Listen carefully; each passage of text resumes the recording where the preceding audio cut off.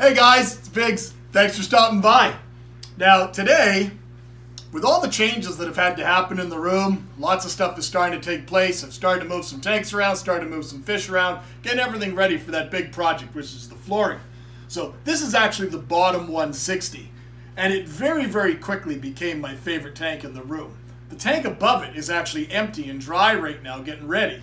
But to make this tank ready, I had to change around a bunch of the aquascaping. I added a bunch of the wood from the tank above.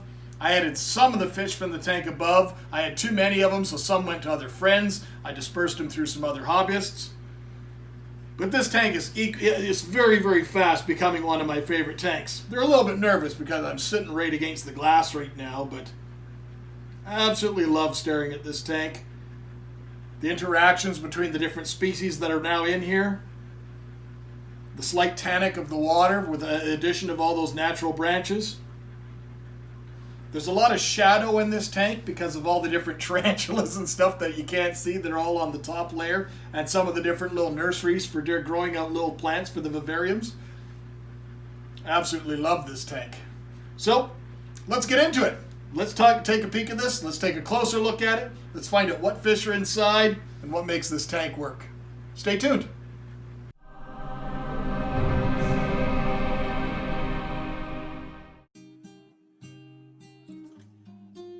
This tank is one of two that I got made to fit a certain size stand.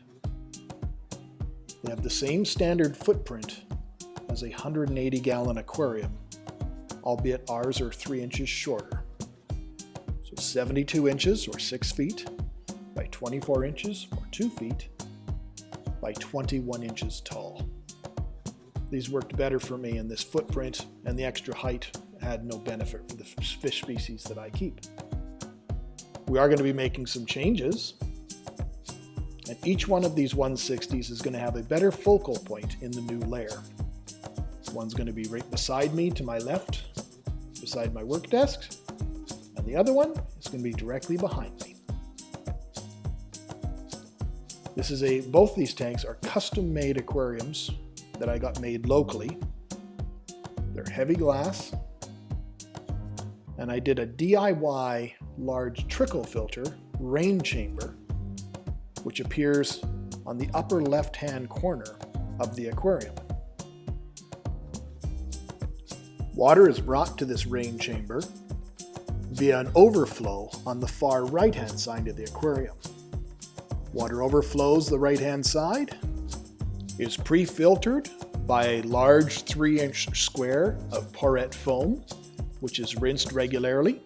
This protects the media, the biomedia or bioballs, from getting any detritus or dirt upon them. Water is then pumped with a very, very large 3,000 gallon per hour pump directly to the rain chamber, where water is forced through the bioballs quickly and then rains down on the tank. Ideally, I'd like to be able to put a drip tray in this aquarium below the spray bar above the bioballs. But honestly, that would give me far more efficient filtration. But the setup, it was something that was just not taken care of at the time. And it's been working fine. But for the new build, we will be putting in, when we do the changes, we will be putting in a drip tray and give it a much more efficient use of the biomedia itself. The tank is heated with one 300-watt cobalt neotherm heater. These, once you go to those large wattage heaters, they're usually set off into 2 heaters, and they have a slave unit. So one unit controls, and the other one is the slave.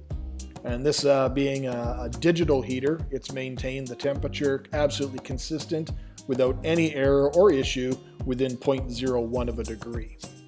And I keep this tank at about 76 degrees Fahrenheit. The backs of the aquariums are always just painted. I use a non-intrusive latex paint. In this case, I use kind of a very light green, and it just gives the tank a bit of added depth, and you don't even notice it, but you don't see any of the paraphernalia or piping or hosing behind the tank. The inhabitants of this tank are all high quality, mostly first generation from wild species. Now in this tank, there are Hypsorhynchus nicaraguensis.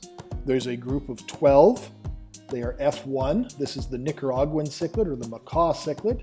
You just saw one of the males flash by there with that bright blue, orange, and red. There he is there again. There is a pair of Paranetropolis bulleri. That's the smaller one there, right in the front with that little bit of red breast, and then there's the big male coming in right front and center. They are a very rheophilic species, meaning they inhabit extremely highly oxygenated water and very fast water, and they have thrived in this type of system. Now, ideally, down the road when we build the 12-footer aquarium, and we're still tossing around the idea of what the actual fish species will be put in that tank, but my original thought was always going back to doing that large fast water Central or Meso-American species, stuff like bulleri is pictured here. And those ones there, then the only thing that would be more beneficial would be actually putting a large fan or water pump on one side and directing water flow laterally across the aquarium. In this case, I do not have any additional pumps other than the rain chamber, so there's no water movement from side to side other than by natural passive movement to get to the overflow. Other fish in the tank, there is I believe, a trio of Toma cichlid tuba. They are first generations, and these are offspring from Mr. Jim Cummings. There is 7 Criboheros bussingi that were placed in this aquarium. And I haven't seen the big male yet, but he's there somewhere. But those were a gift from Max Cichlids that we brought back from Florida. And I had lots of them, and we've dispersed them through numerous hobbyists within the US as well as in Canada. But I have kept 7 back myself.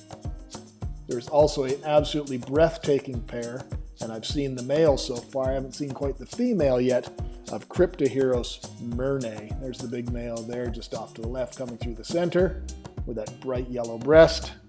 And they are a convict type, but they are from Costa Rica, an absolutely breathtaking species. There he is there picking at the bottom with that beautiful topaz eye. And the one other thing that we do have in this tank, which we don't see in this kind of close-up picture, but we've seen more in the ones that when the camera's panned back, is the large school of Ameca splendens. And those are a Mexican Gadaeid live bear. They are a critically endangered live bear that is on the CARES list. And they need our place in our aquariums. And I use them more as ditherfish in this aquarium, even though I have bred them multiple times and I've distributed fry. There's a couple of females there just leaving the aquarium. There's one swimming across the top. A wonderful, wonderful natural live bear species. They're far more hardier than a lot of the pet store or trade live bears. And to me, I enjoy the more subtle colorations of the natural forms. So watching these species as they just swim and interact, I find it mesmerizing. And they are truly a joy to keep. This tank is one of the 2 tanks that were on the automated water changing system. This one still is. The top one has just been turned off because it's dry. But this one is still on the automatic water changer system, albeit it's not fully automatic. I control when the automatic water changer goes on and off, so I guess semi-automatic, and it works without issue. This tank, though, I also, as I've mentioned in other videos, my well water, which is the hard water that's used in this system, has some sort of metal or some other aspect that is making the fish not super happy and wanting to breed.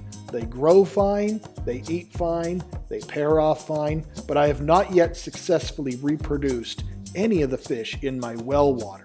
So what I do for this aquarium is we've been also then using the use of reverse osmosis water and adding some mineral content to it. So I do half my water changes using the automatic water changer, and then I'm diluting whatever that issue is in the water using straight RO water.